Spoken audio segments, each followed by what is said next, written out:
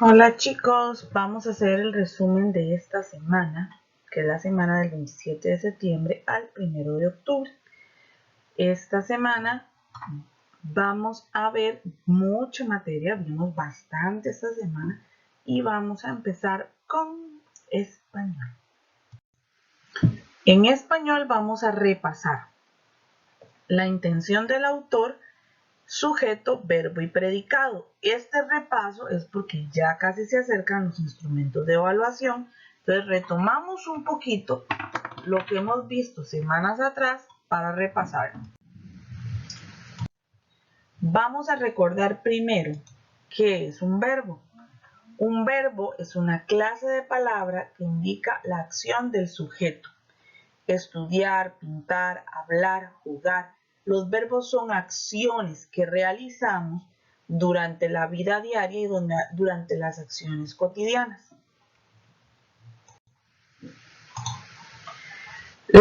Una oración simple, sencilla, se va a componer de 3 elementos. El sujeto, que es la persona, animal o cosa que realiza la acción o de la que se dice algo. El predicado es la acción que realiza el sujeto o lo que se dice de él. Y el verbo, que se conoce como núcleo del predicado, siempre va a ser parte del predicado, pero una oración sin verbo no es oración. Sujeto, verbo y predicado son los 3 elementos básicos que tiene que tener toda oración. En los ejemplos que están en la diapositiva tenemos: papá va de a pie al trabajo. ¿Cómo encuentro el sujeto y el predicado? Con simples oraciones. Por ejemplo, en papá va a pie al trabajo, primero busco el verbo. El verbo es va.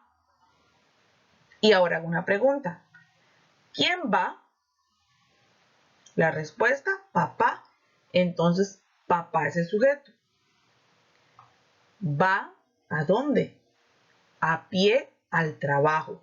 Ese va a ser el predicado. La segunda oración dice: mamá utiliza la bicicleta. Buscamos el verbo. Y en este caso, el verbo es utiliza. ¿Quién utiliza la bicicleta? Mamá. Utiliza. ¿Qué utiliza? La bicicleta. Ese quién me dio la respuesta del sujeto y el qué me da la respuesta para sacar el predicado. Entonces recordemos, el sujeto es de quien se habla en la oración. Hay 2 tipos de sujetos. Un sujeto expreso es cuando está en la oración. Ejemplo, los niños están contentos. Busco el verbo, están. ¿Quiénes están? Los niños alegres. Ese es el sujeto. También hay oraciones que tienen un sujeto omitido o también se le llama sujeto tácito. No está presente en la oración. Veamos el ejemplo. Vamos de paseo a la playa. Buscamos el verbo, que es vamos. ¿Quiénes vamos? Nosotros. Ese es el sujeto.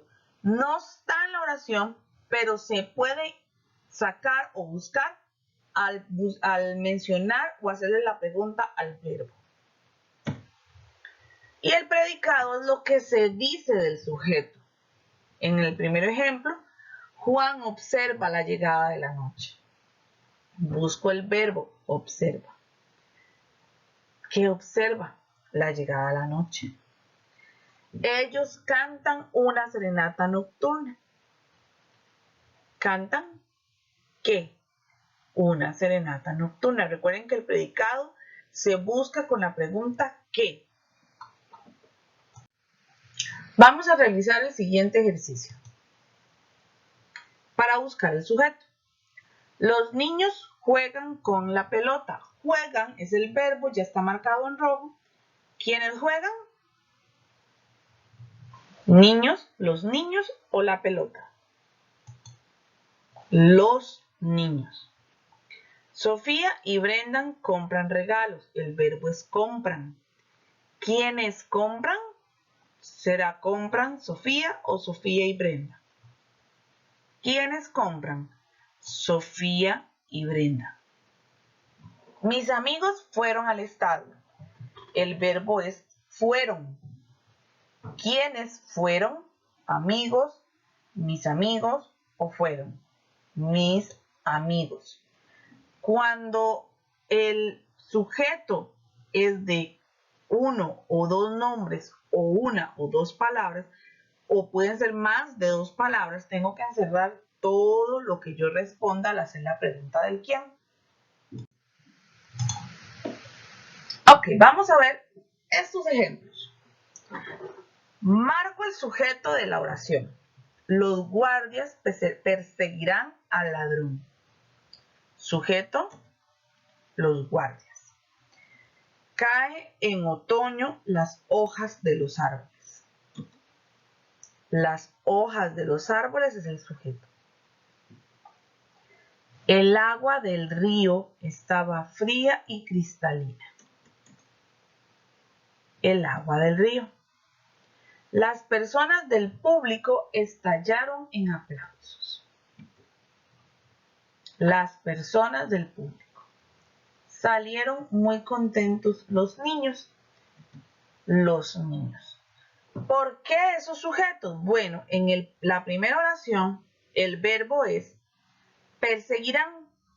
¿Quiénes perseguirán? Los guardias.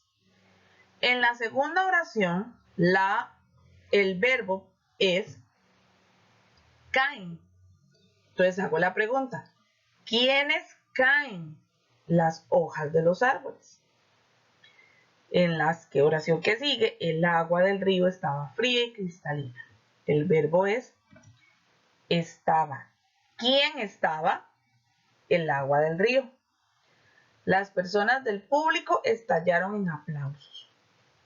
¿Quién estallaron o quiénes estallaron? Las personas del público. Salieron muy contentos los niños. El verbo aquí es salieron. ¿Quiénes salieron? Los niños. Este es el proceso más sencillo para lograr resolver y encontrar el sujeto y el predicado de una oración con estas preguntas. Pero para que sea todavía más fácil, primero tengo que marcar los verbos.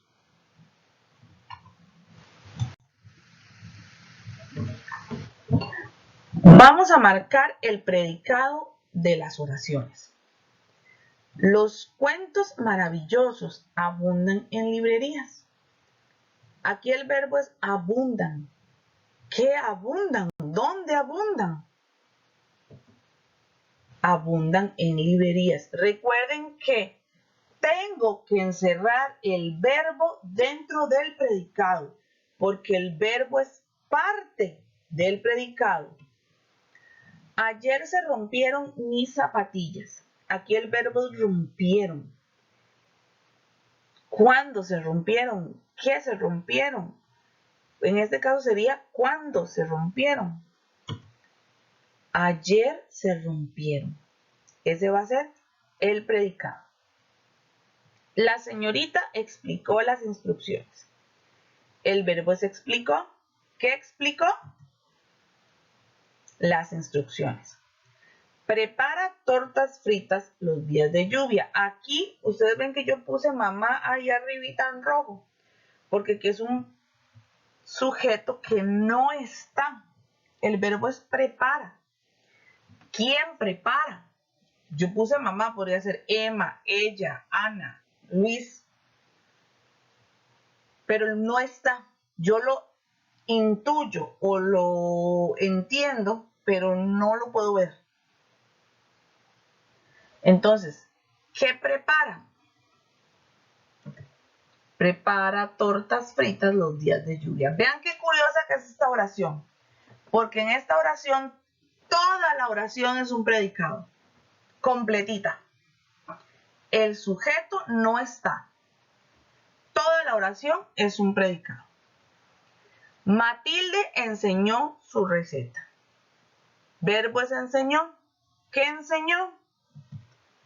Enseñó su receta es el predicado.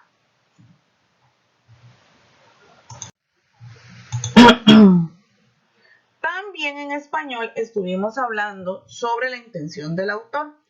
Este tema ya tenemos casi 2 meses de estarlo mencionando. ¿Qué quiere decirnos el autor con el texto que escribe? Yo les daba el ejemplo de a principio del mes, creo que fue, cuando ustedes llegaban a su casa y se encontraban un mensaje de mamá en la refri. El almuerzo está en el microondas, caliéntelo. Termine la tarea mientras llego del supermercado. En unos minutos regreso. ¿Cuál es la intención de mamá al dejarme ese mensaje? Que yo me entere, que yo sepa algo que ella necesita y quiere que yo sepa. Que ella salió un momento, que ya casi regresa y que yo haga algo mientras ella llega. Esa es la intención de ese mensaje. En un cuento, la intención del autor es entretener. Un cuento o una novela es una entretención, una lectura. Sí, claro, hay conocimiento, pero la principal intención del autor es entretenernos. La poesía. La poesía va a dar un mensaje, pero usando un lenguaje figurado. El mensaje puede ser romántico, puede ser ambiental, puede ser de denuncia, pero siempre va a usar lenguaje figurado. La intención de una noticia es informar a la población de algo que está pasando. La intención de un chiste. Bueno, el autor de un chiste lo que quiere es entretener, hacer reír. La intención de la adivinanza es un juego de agilidad mental. Lo que busca es entretenernos, pasar un rato divertido, mientras ponemos a trabajar nuestra cabeza. El trabalenguas. La intención de los trabalenguas son ejercicios de dicción y se utilizan para mejorar la pronunciación. Y la fábula, como lo hemos hablado mucho en clase con la fábula, la intención del autor es dejar una enseñanza, una moraleja, que aprendamos algo al leer dicho texto.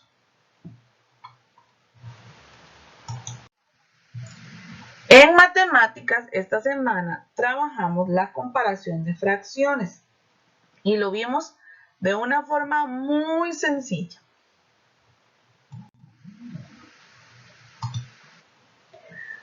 Cuando tengo dos fracciones con el mismo numerador, es mayor la que tenga el denominador menor. Veamos el ejemplo, 2/5 y 2/8. La fracción mayor va a ser 2/5, que es la que tiene el denominador menor. ¿Por qué? Porque entre más piezas yo saque de un objeto X, entre más veces lo divida, más pequeñas van a ser esas piezas. En clase yo se los expliqué con la famosa pizza. Si yo divido una pizza en 4, tengo 4 trozos de pizza grandes. Si la divido en 8, los trozos de pizza van a ser más pequeños. Si la divido en 12, todavía van a ser más pequeños. Es decir, entre más grande sea el denominador, el total de piezas en las que se dividió una fracción, un elemento, un todo, más pequeñas van a ser las piezas. Por eso es que cuando el denominador es menor, en fracciones que tengan el mismo numerador, esa fracción es mayor. Al caso contrario, fracciones con el mismo denominador, nada más me voy a fijar en los numeradores. Y va a ser mayor la fracción que tenga el numerador mayor. 5/8 es mayor que 2/8.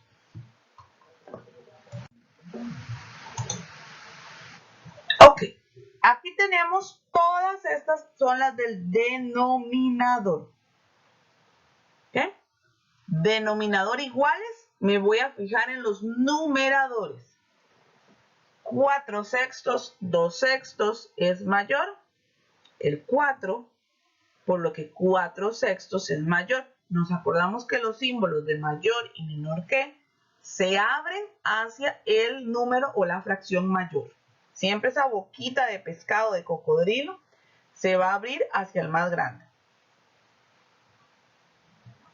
2 cuartos, 3 cuartos. Entre 2 y 3, 3 es mayor. Así es que 3 cuartos es la fracción mayor y lo leemos. 2 cuartos es menor que 3 cuartos. 3 octavos, 4 octavos. La fracción mayor es 4 octavos. 3 octavos es menor que 4 octavos. 3 sextos, 5 sextos. 5 es mayor. Así es que 3 sextos es menor que 5 sextos. 5 séptimos, 3 séptimos. La fracción mayor es 5 séptimos. 5 séptimos es mayor que 3 séptimos. 4 novenos, 7 novenos, la fracción mayor es 4 novenos es menor que 7 novenos. Aquí me fijo solamente en los numeradores señalando hacia el numerador mayor. Aquí tenemos el caso contrario. Todas las fracciones tienen el mismo numerador y diferente denominador. 4 sextos, 4 sobre 1. ¿Cuál número será menor? ¿6 o 1? El 1 es menor, entonces 4 sextos es menor que 4 sobre 1. ¿Se acuerdan que vimos que teníamos medios, tercios? En el 1 no hay, solamente se dice 4 sobre 1. 3 octavos, 3 cuartos. Me fijo en los denominadores. 8 y 4. El número menor es 4, así es que esa es la fracción mayor. 3 octavos es menor que 3 cuartos. 8 cuartos, 8 sextos. Fijo en denominador. 4 y 6. 8 cuartos es mayor que 8 sextos. Un noveno, un séptimo. 7 es menor, así es que un noveno es menor que un séptimo. 6 medios y 6 medios. ¿Aquí qué pasa? Son iguales. Son fracciones iguales. 10 medios, 10 quintos. 2 es menor, así es que 10 medios es mayor que 10 quintos. Perdón ahí. 2 medios, 2 novenos. 2 es menor. 2 medios es mayor que 2 novenos. 9 octavos, 9 séptimos. Me fijo en el número menor, el denominador menor. 9 octavos es menor que 9 séptimos.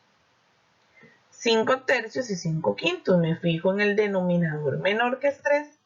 Y 5 tercios es mayor que 5 quintos.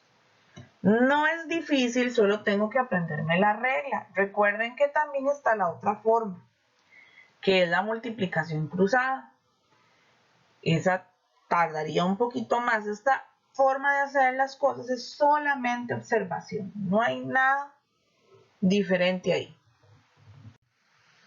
En ciencias, seguimos repasando velocidad y rapidez. Ustedes hicieron experimentos increíbles, me mostraron laberintos donde se notó el trabajo, la dedicación, otros no tanto.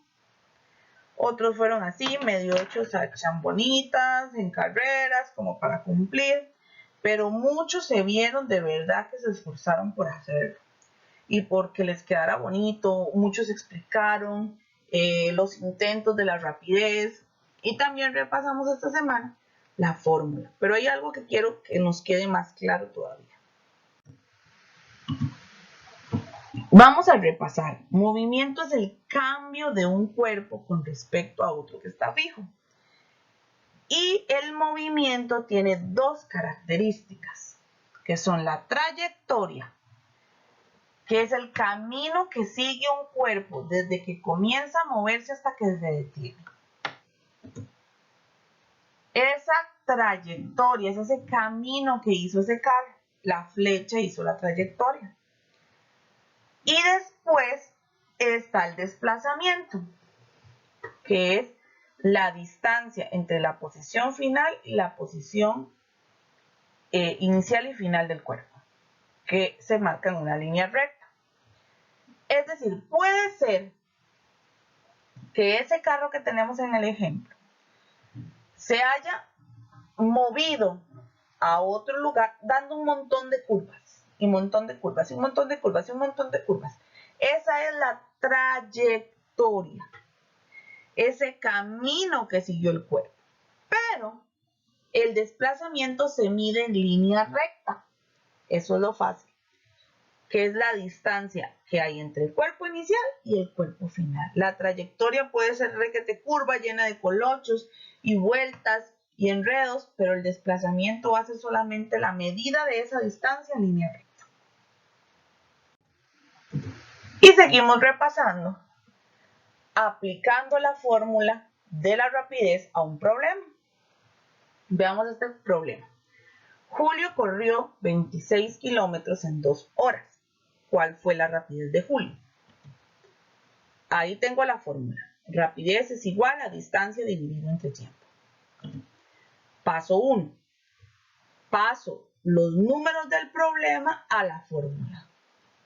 Entonces, rapidez es igual a 26 dividido entre 2. Paso 2. Hago la división. 26 dividido entre 2 me da 13. Paso 3. Escribo la respuesta. La velocidad de Julio fue de 13 kilómetros por hora. ¿Ok? Vamos a hacer otro ejemplo. Un tren recorre 42 kilómetros en 3 horas. ¿Cuál es la velocidad, la rapidez del tren? La fórmula rapidez es igual a distancia dividido entre tiempo. Paso 1. Paso los números del problema a la fórmula. Rapidez es igual a 42 dividido entre 3. Paso 2. Hago la división. 42 dividido entre 3 me da 14. Paso 3. Escribo la respuesta. La velocidad del tren es de 14 kilómetros por hora. Y esto es como aplicamos la fórmula. Es muy sencillo. En estudios sociales esta semana hablamos sobre hechos históricos, personajes y expresiones artísticas de mi región. Recordemos que los hechos históricos pueden ser cualquier acontecimiento que marca la historia, que cambia la historia o que la hace única. Personajes vimos en clase que no solamente pueden ser personajes del ámbito político, podrían ser personajes del ámbito religioso, deportivo, del arte. Y en cada pueblo y en cada comunidad hay un personaje. A veces ni siquiera son porque son personas estudiadas o preparadas o con alguna habilidad.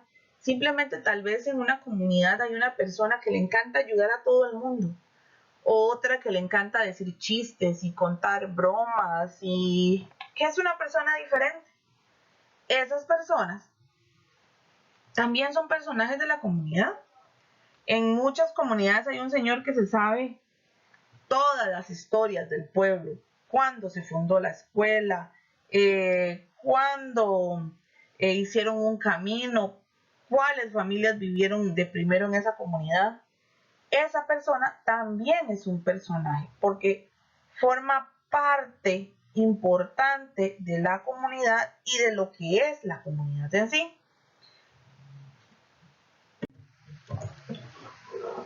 En clase hicimos esta lista de personajes de nuestra región, hechos históricos y representaciones artísticas. Recuerden, personajes hay muchísimos. Hechos históricos también hay muchísimos y representaciones artísticas infinidades.